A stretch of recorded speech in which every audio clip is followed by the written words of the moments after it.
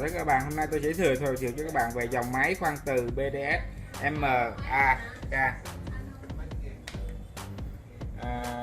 100K MAB 100K nha các bạn. Rồi, cái thứ của nó là sẽ có sách hướng dẫn sử dụng.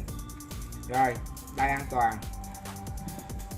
Rồi, tiếp tục là máy nha các bạn. Rồi bây giờ tôi sẽ hướng dẫn cho các bạn về sử dụng máy. Đầu tiên chúng ta sẽ có nút đỏ, chúng ta sẽ bật bằng từ các bạn ạ.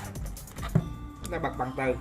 Sau đó chúng ta bật nút xanh để chúng ta bật máy chạy nha các bạn nha. Sau khi bật máy chạy xong thì các bạn nhấn nút đỏ là tắt máy. Sau đó chúng ta mới tắt bằng từ. Tránh trường hợp các bạn làm tắt ngang, máy đang chạy các bạn tắt bằng từ nó sẽ bị đỏ mặt rồi nó sẽ bị cháy máy nha các bạn nha. Đấy. Nè, tôi sẽ hướng dẫn lại cho các bạn này. Bước đầu tiên chúng ta sẽ bật bằng từ. Rồi chúng ta nhấn nút xanh. Sau khi khoan xong chúng ta bấm phím đỏ tắt máy và chúng ta sẽ tắt bằng từ. Chúng ta tuyệt đối chúng ta không làm như thế này nha các bạn nha. Chúng ta bật bằng từ, chúng ta bật phím xanh và chúng ta tắt phím bằng từ. Đó là sai nguyên tắc làm việc nha các bạn nha. Nó sẽ đoạn mặt và nó sẽ cháy máy, và quá trình cháy máy như vậy các bạn sẽ không được bảo hành máy nha. Rồi tiếp tục chúng tôi sẽ hướng dẫn cho các bạn về bình dầu giải nhiệt. Cũng đơn giản hơn.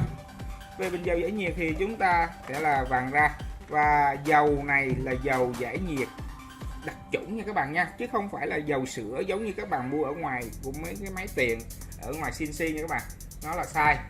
Và phía bình dầu giải nhiệt này nó sẽ có một cái van, chúng ta mở, chúng ta muốn mở nhỏ thì chúng ta mở vừa thôi các bạn, và lớn thì chúng ta xả ra hết luôn.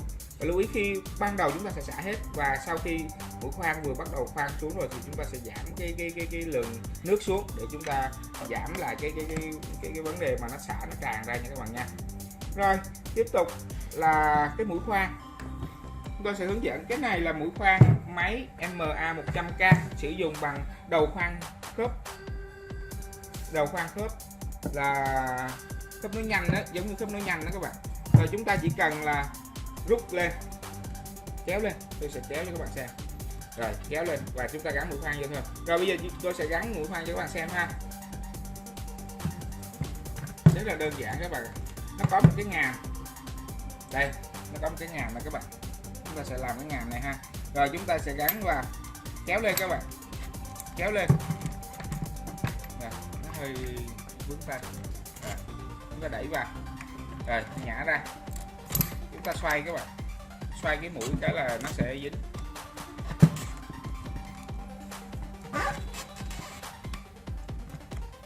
Các bạn xoay mũi khi nào mà nó nhả cái đầu khoan xuống thì chúng ta sẽ vào khớp. Giờ tôi sẽ tay bên nó bị cứng. Nè, không được, tôi sẽ lật cái máy khoan lên tôi cho các bạn xem.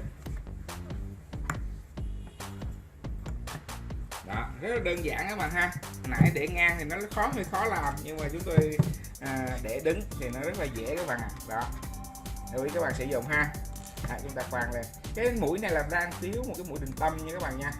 Trong quá trình sử dụng thì chúng ta nên làm mũi định tâm để nó mở. Đó, cái mũi định tâm này nãy tôi thiếu á. Các bạn mở cái mũi định tâm này bỏ vào ha.